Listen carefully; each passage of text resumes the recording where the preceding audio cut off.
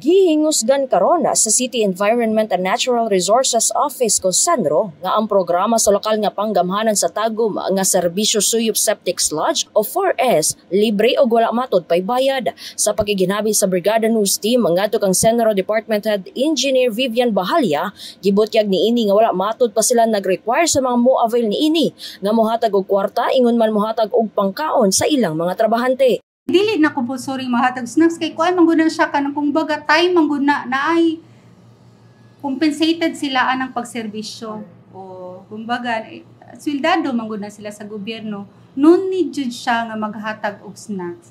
Gibutyag usab ni Bahalya ang mamahimong buhaton sa mga benepisyaryo kung ugaling makasinati og pagpaningil sa maong serbisyo. Ang number ana nga nakabutang ana muna ang division head sa Regulatory and Law Enforcement Division. So kung naa sila ay mga kintahay, murag nagduda sila, uy nga anong maning nagpabayad man pwede ra jud kay nila itawag didto sa katunga number. Ang maong programa nagtumong sa pagtubag sa mga problema sa katawhan sa ilang mga septic tank nga gisugdan niadtong Mayo 8 tuig 2024 nga mamahimong mabatunan sa mga tagumenyos pinaagi sa pagsumite og request letter ngadto mismo sa opisina sa mayor.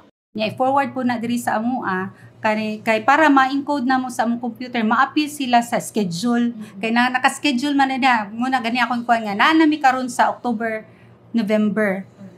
Sa Enero 31, 2025, anaa na sa kinatibuk ang 3,239 ka mga panimalay, eskwelahan, barangay hall, simbahan o gingon man na government facilities ang nakabenepisyo sa maong programa.